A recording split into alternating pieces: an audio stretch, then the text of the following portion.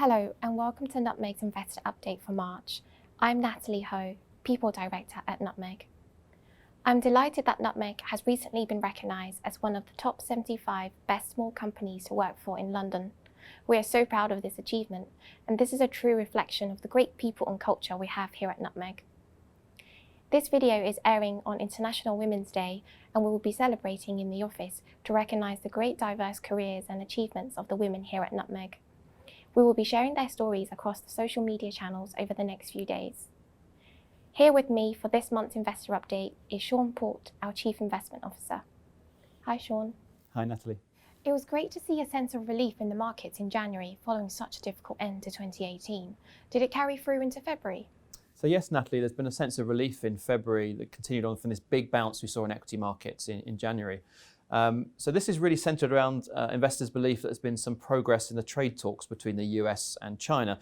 Now, there's not too much evidence to really show that there has been progress. We've had some tweets from Donald Trump, a few statements from policymakers in the US and in China, but no real concrete evidence.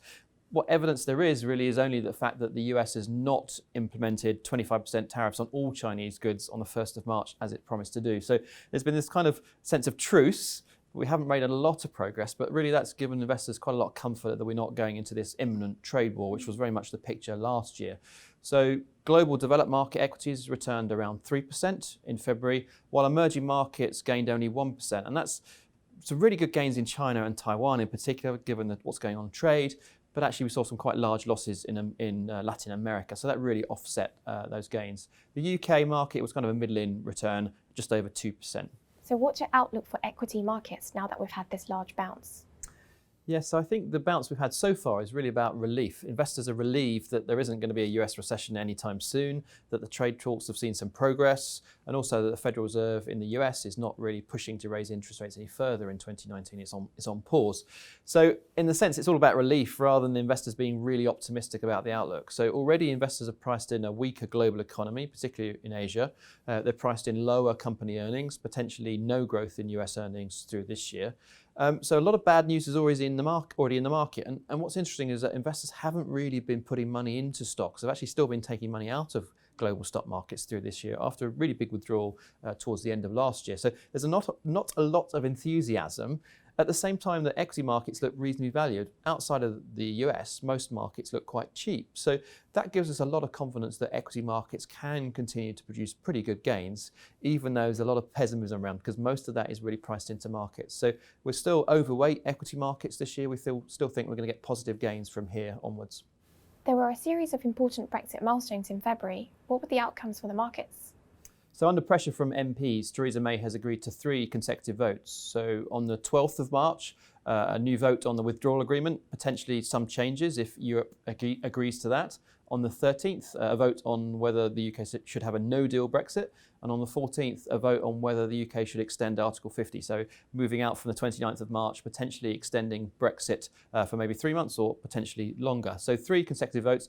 Within this period, there's also the possibility that MPs will push for a vote on a second referendum. So a lot going on, a lot for the markets to digest.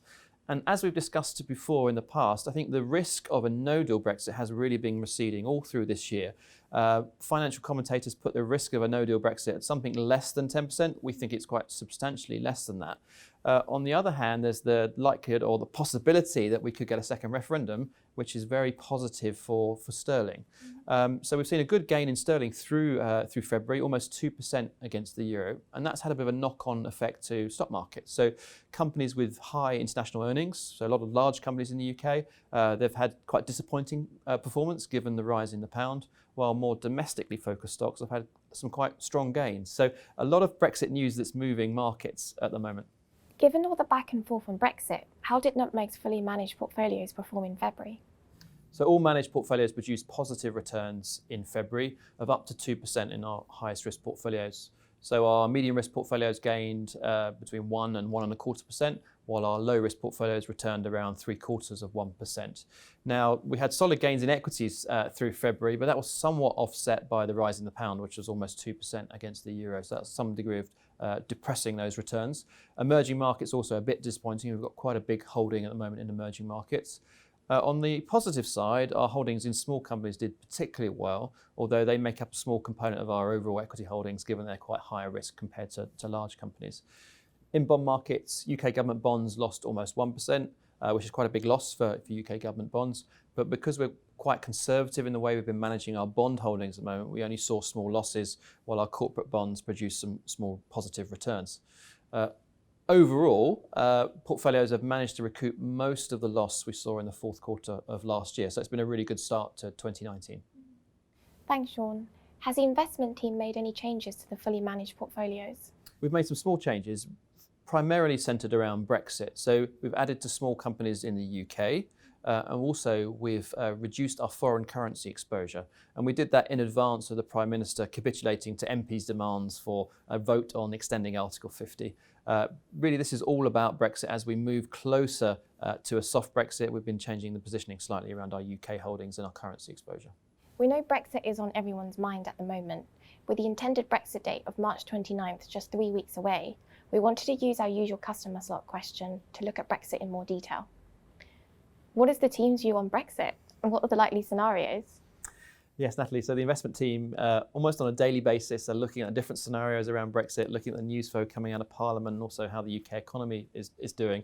The key development this year really has been that the likelihood of an extension to Article 50 has been increasing. So the date the UK actually leaves the EU could be later than 29th of March. It could be in a couple of months later. It could be maybe even 21 months if you listen to what the EU are saying.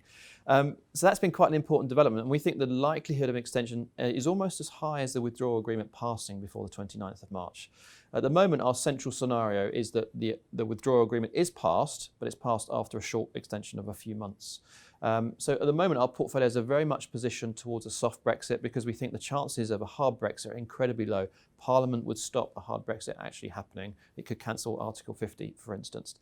So portfolios are positioned for a soft Brexit. That means that we've got a very low exposure to foreign currencies. We've also got very low exposure to the FTSE 100 because ultimately large companies would suffer from a rising value of the pound. And also we're very defensively positioned in government bonds because ultimately gilts would stop pricing in this kind of Armageddon scenario where the UK economy could be permanently weakened by a hard Brexit. So at the moment we're very much positioned towards a soft Brexit. Of course, we haven't got into discussions yet about what the future agreement could look like, and that could be a very soft Brexit. It could be a customs union, it could be a Norway Plus style deal, which again would mean that the pound would rally really strongly from here. Thanks, Shaun. Thanks, Natalie. Thank you for joining us. As always, if you have any questions for Shaun, please feel free to contact us via email, social, or in the comments section. See you next month.